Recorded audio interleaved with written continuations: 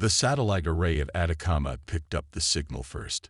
Dr. Maya Patel had been monitoring deep space communications for 15 years, but she'd never seen anything like this, a perfectly structured sequence of prime numbers, repeating in a pattern that could only be artificial. Within hours, every major observatory on Earth confirmed it. Humanity was no longer alone. That was 6 months ago. Now, Maya stood in the United Nations Emergency Council chamber, her hands trembling as she gripped the podium. The chamber's massive screens displayed what her team had decoded from the latest transmission, and the implications were staggering. The hegemony, as they call themselves, has been watching us for over a century, she explained to the assembled world leaders. They've monitored our development, our wars, our technological progress, and now that we've successfully tested the Morrison-John drive, they've decided to show themselves, finished Admiral Chen, his weathered face grave in the chamber's harsh light. Convenient timing.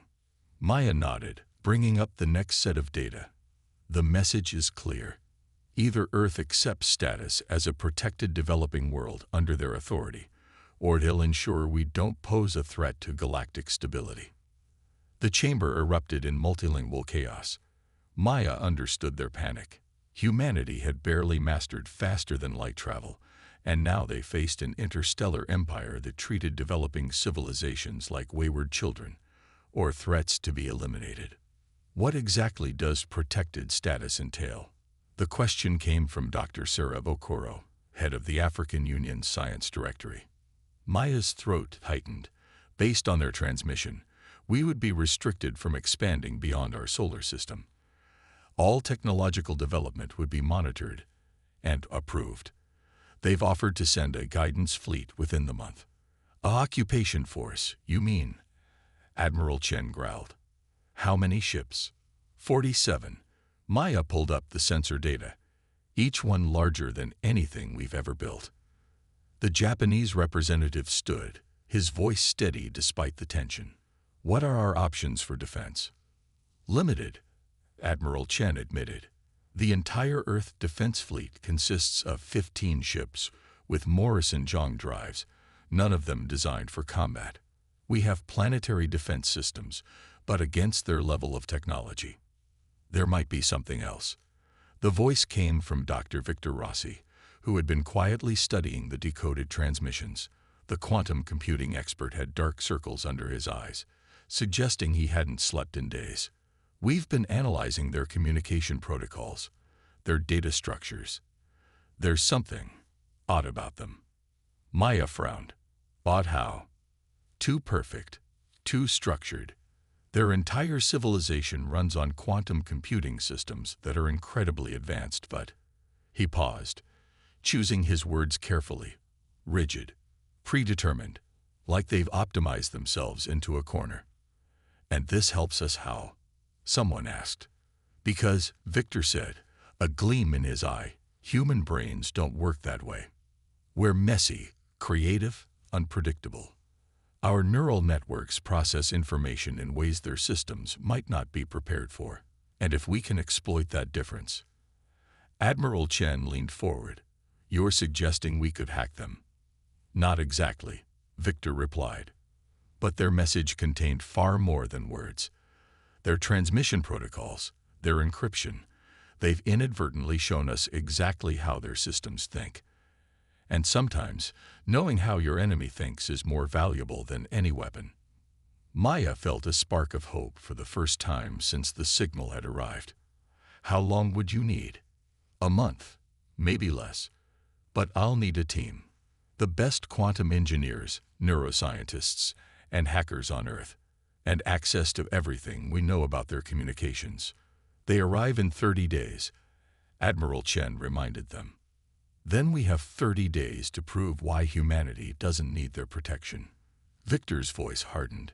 They think we're primitive because we're young. Let's show them that evolution isn't always linear, and that sometimes the student can surprise the teacher. As the council broke into planning sessions, Maya caught Victor's eye. You really think we can outthink a civilization that's probably thousands of years ahead of us? Victor smiled grimly. They've had millennia to perfect their systems, to optimize and streamline until everything works in perfect, predictable harmony. But you know what happens to species that become too perfect, too predictable? What? They forget how to adapt. The council chamber buzzed with renewed energy as plans began to form. The hegemony had expected to find a primitive civilization ready to be subjugated. Instead, they would meet a species that had spent its entire history adapting, innovating, and overcoming impossible odds. Humanity was about to teach the galaxy's oldest civilization a lesson about the danger of underestimating the new kids on the block. In high orbit, the first of Earth's 15 ships began powering up their Morris and John drives, preparing for what would either be humanity's greatest triumph or its last stand. The countdown to first contact had begun. 23 days until the hegemony arrived, and the underground facility beneath the Svalbard mountain range hummed with desperate activity.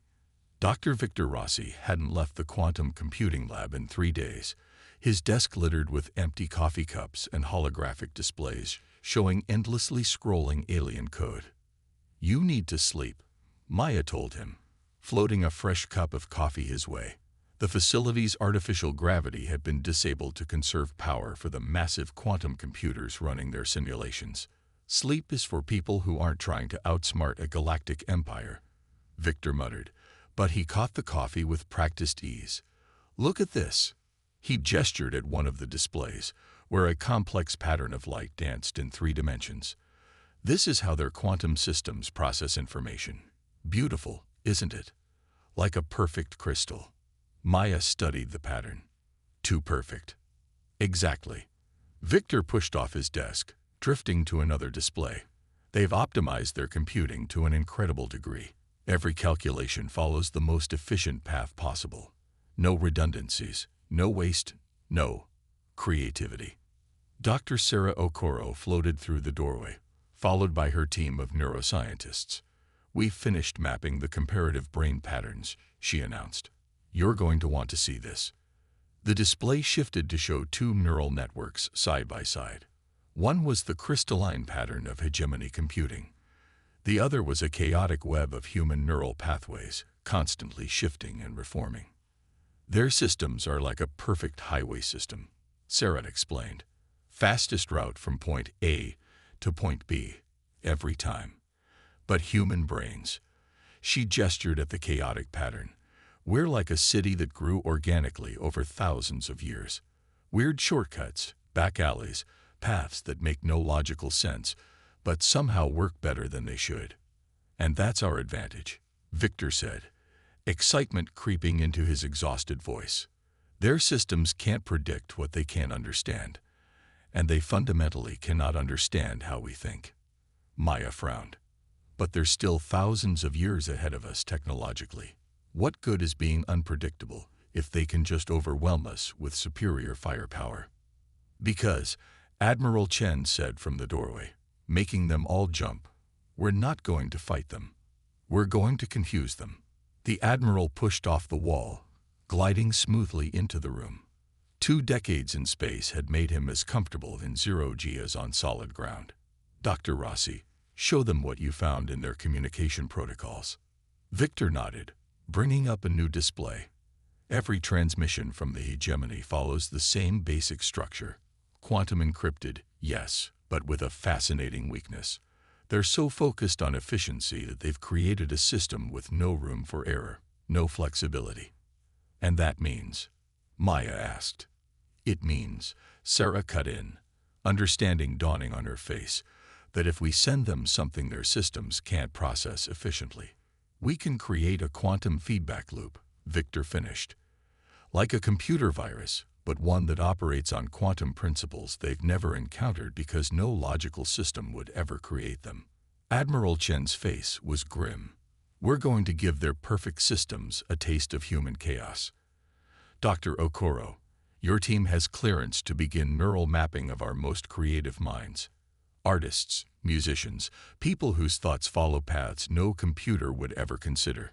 Dr. Rossi, you'll translate those patterns into quantum data their systems can't ignore." "And what about their weapons?" Maya asked. "They're ships, all controlled by the same quantum systems," Victor explained. "If we can disrupt their core computing architecture, we can turn their own efficiency against them," Sarah finished. Maya looked around the room at humanity's best and brightest, working together to find a solution no one else in the galaxy would even consider. "How long until the package is ready?" 3 days to complete the neural mapping," Sarah said. "Another 2 to translate it into quantum data. That leaves us less than 3 weeks to test and deploy," Admiral Chen noted. "And we'll only get one shot at this." Victor turned back to his displays, his fingers dancing through the holographic interfaces. "Then we better make it count. Because if this works," Admiral Chen said, "we won't just save Earth. We'll prove that humanity deserves its place among the stars." In orbit, Earth's small fleet continued their drills, preparing for an arrival they hoped to prevent. And in the quantum realm, human chaos prepared to meet alien order in a battle that would reshape the galaxy's understanding of intelligence itself. The real question wasn't whether humanity could match the hegemony's technology. The question was whether the galaxy's most advanced civilization was prepared for a species that had turned unpredictability into an art form and imperfection into a weapon. The hegemony's advance fleet appeared at the edge of the solar system, right on schedule. 47 ships, their crystalline hulls refracting sunlight in impossible patterns, moved with perfect mathematical precision toward Earth. In the Stalbard Command Center, Maya watched their approach on the massive holographic display. "They're exactly where Victor said they'd be," she murmured, "following the most efficient possible course." "Predictable," Admiral Chen said, his voice tight, "just like everything else they do. Are we ready?" Dr. Sarah Okoro nodded from her station, neural interface cables connecting her to their quantum systems. "The package is complete. We've incorporated neural patterns from 300 of Earth's most unique minds, artists, composers, quantum poets, even a few people with synesthesia.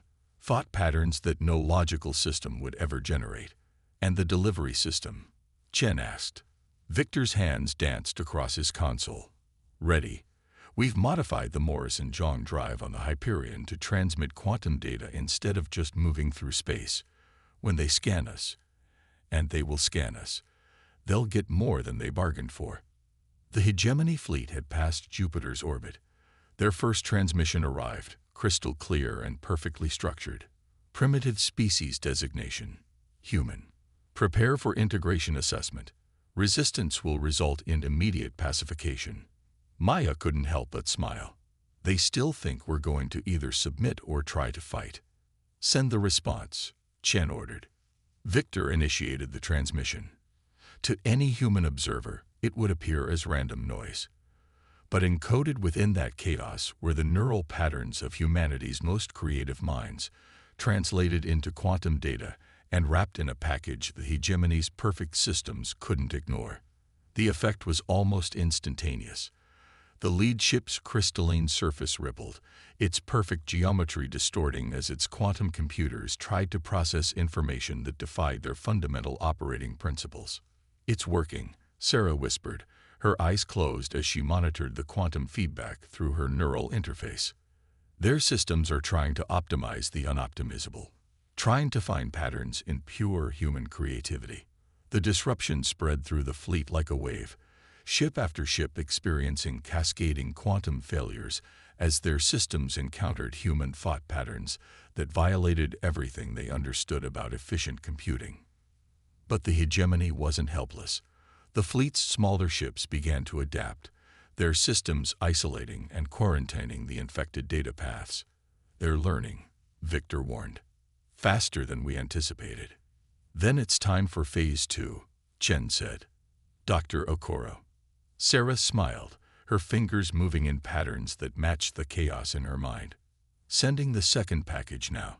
Let's see how they handle the combined neural patterns of Earth's greatest improvisational jazz musicians." The quantum chaos that followed was almost beautiful. Ships spun in impossible patterns, their perfect formation dissolving into something that looked almost like a dance. emergency venting of plasma-created auroras that lit up the space between Mars and Earth. Their quantum systems are completely destabilized, Victor reported. They can't maintain their rigid control protocols. But their weapons are still. He was cut off by a massive energy surge. One of the hegemony ships had managed to power up its main weapon array. A beam of pure energy lanced toward Earth. And missed completely, the ship's targeting computers unable to calculate a straight line through the quantum chaos infecting their systems. Now, Chen ordered, Earth's 15 ships, small and primitive by hegemony standards, moved in perfect formation. But their movements weren't controlled by quantum computers. Each had a human pilot, thinking in ways no computer ever could, making decisions that defied mathematical logic, but somehow worked. The Hyperion led the charge, its Morrison-Jong drive modified to spread the quantum chaos like a virus. Where hegemony ships tried to predict their movements, they found only confusion. Where they tried to target, they found their own systems rebelling against the rigid order that had defined their civilization for millennia. They're retreating, Maya announced, watching as the mighty fleet began to withdraw in disarray. They're actually running from us. Not running, Victor corrected, studying the quantum data streams. They're trying to quarantine themselves, to prevent the spread of our infection to their wider network. He looked up, eyes bright with understanding. They're afraid of us. Not of our weapons or technology, but of how we think. The final transmission from the hegemony fleet was fragmented, distorted by quantum chaos. Species designation, human. Threat level, incalculable. Status, quarantine advisory. Reason, methods incompatible with optimal function. As the fleet disappeared into hyperspace, leaving behind a scattered trail of crystalline debris, Sarah disconnected from her neural interface. Did we just win a galactic war with jazz and abstract art? No, Admiral Chen said, watching the last energy signatures fade. We just proved that humanity's greatest strength isn't our technology or our weapons. It's our messiness, our chaos, our ability to think in ways that defy logic and still succeed. Maya looked at the empty space where the fleet had been. What happens now? Now, Victor grinned. Now we prepare for the real revolution. Because somewhere out there, other species are living under hegemony control. Other worlds are being forced into their perfect, predictable patterns. He brought up a star map, plotting possible courses. And I bet they'd love to learn about the power of human chaos. In the quantum realm between stars, the first ripples of change were already spreading. The hegemony's perfect order had met its match, not in superior technology or firepower, but in the beautiful chaos of the human mind. And the galaxy would never be the same. 3 months after humanity's victory over the hegemony fleet, the Svalbard facility had transformed from a defensive command center into the heart of an interstellar revolution. Maya stood before a holographic display showing dozens of new signals, each representing a different alien species reaching out after hearing about Earth's resistance. The Nexari sent another transmission, she announced to the assembled team. Their quantum systems are already showing signs of adaptation. They're evolving. Victor looked up from his workstation, where he'd been analyzing data from their latest quantum broadcasts. Of course they are. We didn't just show them a weakness in hegemony control. We showed them a new way to think. The hegemony's trying to contain the spread, Admiral Chen reported, bringing up a strategic display. They've established quantum quarantine zones around several sectors. But, he smiled, they can't stop their own subject species from thinking differently once they know it's possible. Sarah entered the room, followed by a tall, willowy alien that still made Maya catch her breath. Ambassador Zix of the Nexari was the first non-human to set foot on Earth, arriving in a ship that had somehow slipped through the hegemony's quarantine. The resistance grows, Zix said, their crystalline voice carrying an undertone of what Maya had learned was excitement. For millennia, our species accepted the hegemony's assertion that their way of thinking was the only correct path. Their quantum networks shaped our very thoughts. The ambassador's iridescent skin rippled. But your chaos has shown us another way. Any word from the Theory systems? Victor asked, referring to one of the oldest subject species. Zix's skin darkened, their version of a smile. They have already begun implementing the neural pattern modifications we provided. Their artists and dreamers, long suppressed by hegemony efficiency protocols, are being connected to their quantum networks. The results are beautiful. Maya brought up a new display, showing the spread of what the hegemony was calling the human chaos infection. But it wasn't an infection, it was liberation. Species that had been forced into rigid, efficient patterns of thought for thousands of years were rediscovering their creativity, their ability to think in ways that defied pure logic. The hegemony's responding with force in some sectors, Admiral Chen noted grimly. They're trying to suppress the change with conventional weapons now that their quantum control is compromised.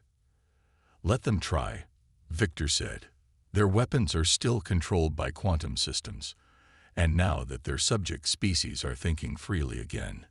He gestured at a tactical display showing hegemony ships being outmaneuvered by smaller, more unpredictable craft. There's something else, Sarah added, bringing up her latest neural mapping data.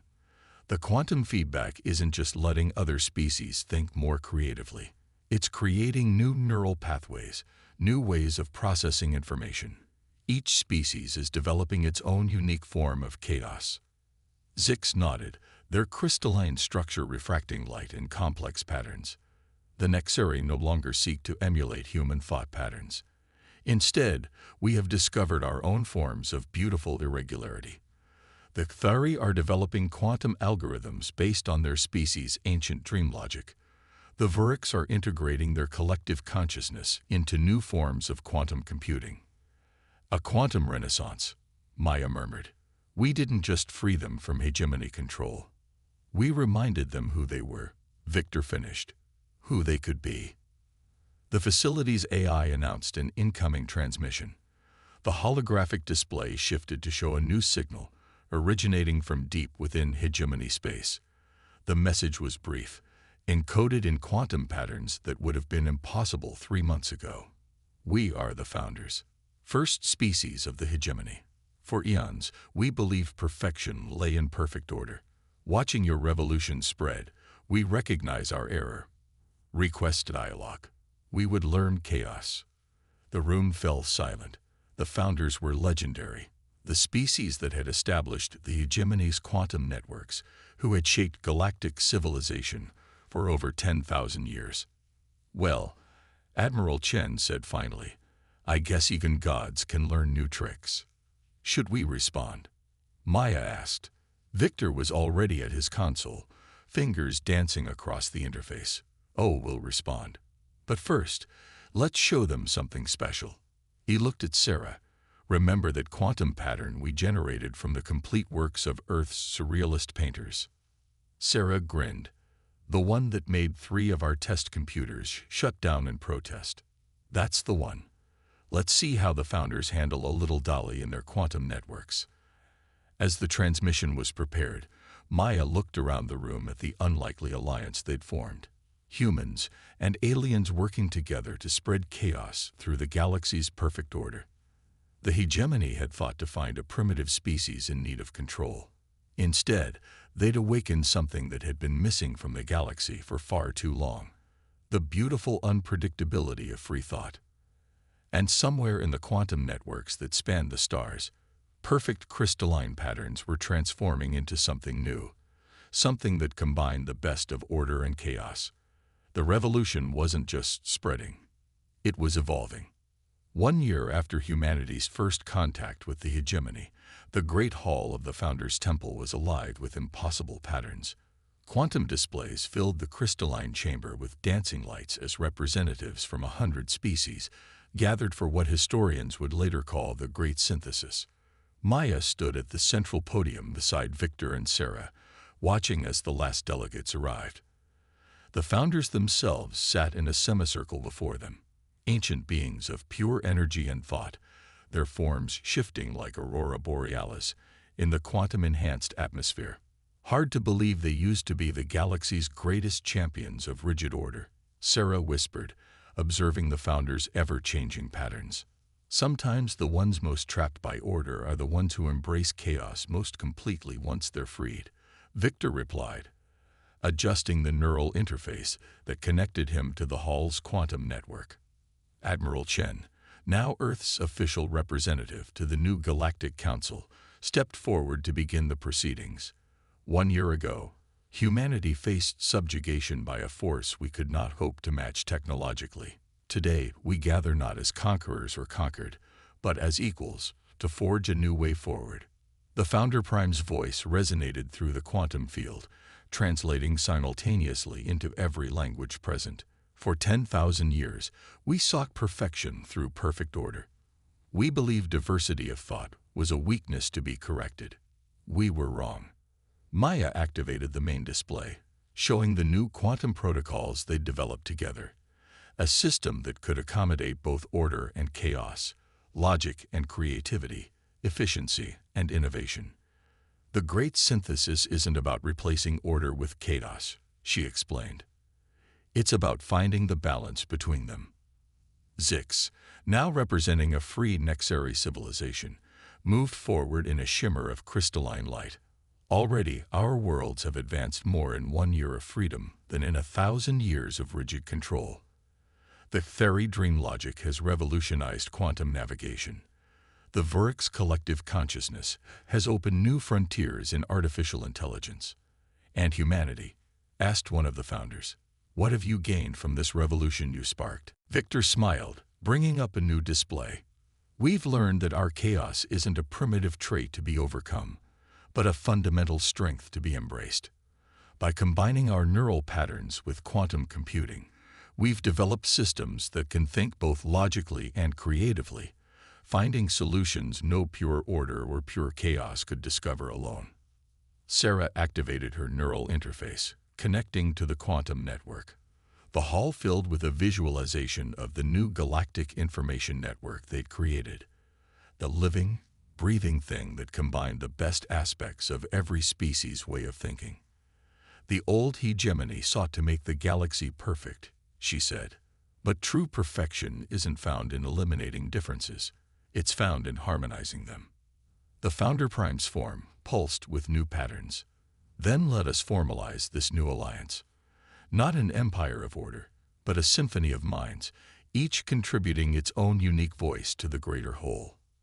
As the formal treaties were signed and the new protocols implemented across the quantum networks, Maya found herself thinking about that first contact, just 1 year ago. The hegemony had thought to find a primitive species in need of guidance. Instead, they'd found the key to their own evolution. Admiral Chen joined her at the observation window, looking out at the impossible architecture of the Founder's world, once rigid and crystalline, now flowing with organic curves and spontaneous patterns. Did you ever imagine it would end like this? He asked. Maya watched as a group of young founders practiced new forms of quantum art with some visiting human children, their combined creativity generating displays that defy description.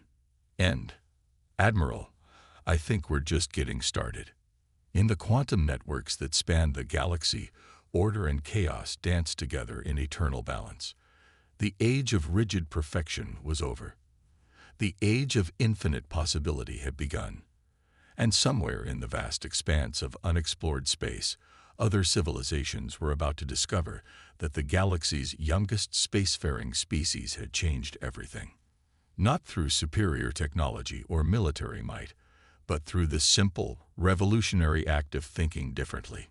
Humanity had found its place among the stars not by conforming to the galaxy's standards, but by showing the galaxy a new way to think. And in doing so, they had helped create something greater than either order or chaos alone could ever achieve. Perfect imperfection.